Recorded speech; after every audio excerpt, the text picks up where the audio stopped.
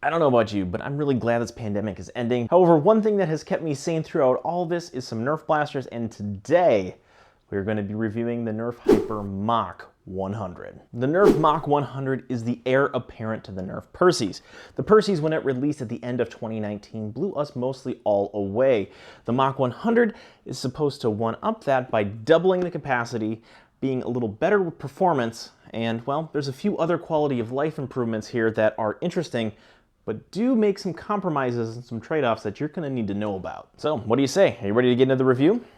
The Hyper Mach-100 is the first and only flywheel blaster in the Hyper line. So that means you gotta add some batteries to this. It needs some D-style batteries, 6 of them to be exact. This is one of the very first areas where there were some trade-offs with how this is powered. With the Nerf Perses, we were treated to a very awesome rechargeable battery. You're going to need to supply your own batteries here for the Hyper Mach-100. That's going to lower the initial cost of the blaster, but over time you will need to keep replacing these D batteries to keep this in tip-top working shape, because with flywheel blasters, the amount of power you're drawing from them is going to matter, and towards the end of the life cycle of your batteries, you're going to notice a dip in performance. That's just how Nerf blasters work. There's really not a whole lot you can do about it, and if this were a rechargeable battery, it would just work the same way. The difference being that instead of running to your wall outlet, you have to run to Walmart to get more D batteries for this guy. The comparisons to the Nerf Perses is going to run throughout the course of this review because not only does it look similar to the blaster, it actually operates very similarly as well. There is a hopper on the top of this blaster where you feed the rounds into, and it brings it all the way to the flywheels, which sit right around where this access jam door is. The brand new feature to this, which also comes with its set of compromises, is this agitator wheel that sits right here. It's driven by its own motor, so you will hear the traditional rev up of the Nerf motor, but when you press the trigger, there will be a distinct whine that just means that your agitator discs are working. What that does is it allows you to reduce the amount of shaky that came with the Rival Perses. And for the most part, that works really well here in the Mach-100. You get a better feed rate because the Hyper rounds keep continually moving and dropping into the conveyor belt so that they can kind of line up and get ready for the flywheel. Now to load the blaster itself, you just open this hatch right here and you just drop in the Hyper rounds. Similar to the Siege 50, once you get enough rounds in here, they start to really congregate near the opening, so you have to kind of feed them back a little bit. A simple way around this is to tilt the blaster backwards so that they feed towards the main canister of the hopper. That said, the agitator does do a good job of distributing the ammo all around the hopper once it's in motion. In fact, if I had to pick one thing on this blaster that I really like the best, it is that agitator. Now, the interesting thing here is that the agitator doesn't completely eliminate the need to shake the blaster sometimes. Hyper rounds are a little tacky, they're a little sticky, and in fact, on one of the canisters, it tells you to shake before loading. The feed rate on this is really good. You start getting rounds through here really quickly when you get in a groove. Between the agitator and the infrequent shaking, you can spit out hyper ammo of this thing really quickly. It is astonishing. And the speed of the hyper rounds coming out is really good as well, but you'll have to wait for the demo portion of it along with the chronograph readings to see the exact numbers. The other thing is this feels like a substantial high quality blaster. 100 rounds in a Nerf blaster that's full auto, like, it's hard to emphasize just how much ammo you can dump into this thing and just let it all spit out and have a really fun game. If I were gonna go on a heavy loadout with just a ton of ammo capacity, I would most certainly bring a Hyper Mach-100 just because of how quick you can reload, how quick the ammo does come out, and the relative speed performance. So I think it's time to do a little testing of this blaster so you can see how it works in action. However, before we do that, I would love it if you like this video, subscribe to the channel if you haven't already yet, and get the notifications if you're so inclined, because I'm gonna have more and more and more Nerf videos here on YouTube as the weeks roll on. Without further ado, let's get into the demo. So now we are gonna test the Mach-100 outside with one of these canisters, and you'll just get an idea of what this looks like.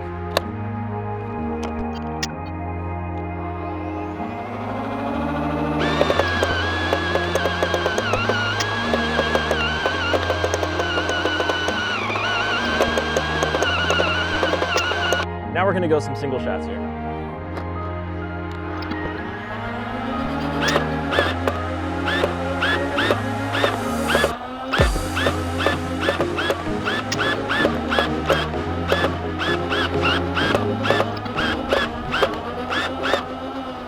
for some chronograph readings, here I pulled 2 of them. Because flywheel blasters work a little bit differently than spring-powered blasters, I wanted to give it a fair shake, so here is the full auto results.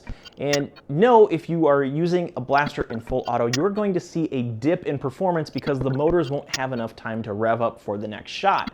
You're trading rate of fire for overall speed, which is exactly what you would want in a scenario where you're going full auto. Here we have some single fire readouts. You can see that the performance is much better here because you are allowing time for the motors to spin up and rev. So the full auto performance, I would say, is okay, and the single fire performance is within line with the Rush 40 and the Siege 50. Now that I've done reviews for all 3 of these blasters, it's time for you in the comments section to tell me what is your favorite of the Hyper blasters performance-wise, and it could be for a variety of reasons. If you like the full auto of the Mach-100, well, that's going to win because none of the others do full auto. Or if you like the pump action of the Siege 50, or possibly the compact size of the Rush 40. I want to hear your thoughts. Now it's time to get into the design and style of the Mach-100. This fits right in line with every other Hyper blaster there. As a trio, this is a good-looking family, and the Hyper line, you can't convince me otherwise, is very 90s influenced. This has a very similar design to the Rival Perses, which was very comfortable. The Hyper is no exception there either. I would say the Mach-100 is a little more comfortable than the Rival Perses for this reason right here. There is a nice rounded grip that you can rest your hand easy, which is good because this is a little heavy right here with the 6D batteries in this tray right now. And I appreciate when the stock is a little extended so it fits nicely on my adult-sized shoulders. The rev trigger here looks to be a little oversized, which isn't a bad thing. It's actually really comfortable.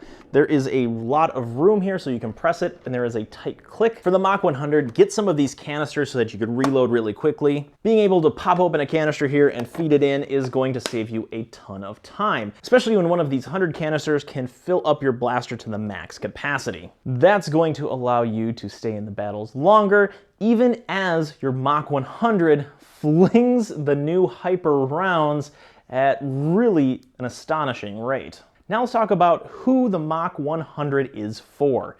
This is for somebody who wants a heavier loadout, somebody who wants the most capacity they could possibly have and fire that ammo as quickly as humanly possible. This is going to be your support or all-out blitz type blaster that either can suppress the enemy down the range or will surprise them with just a hail of Hyper rounds. And lastly, this blaster is for anybody who missed out on the Rival Perses.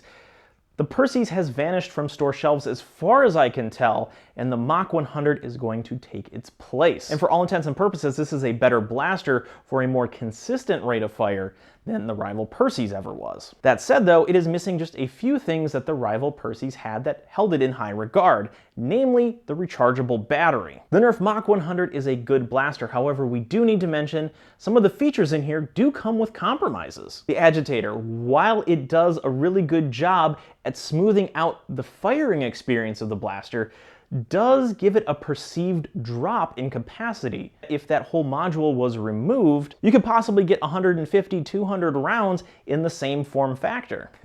Here's the thing though, this blaster made me smile more often than not. Having that insane rate of fire, having that smoothed out firing experience makes this a real treat to use. So that's all I have to say about the entire Nerf Hyper line as we have it now. I'm very impressed with how the first trio of blasters performed. I think there are some very exciting things that could happen with the smaller round size that we are just barely scratching the surface of if Nerf history is anything to go by. Thanks for watching, and we'll see you next week.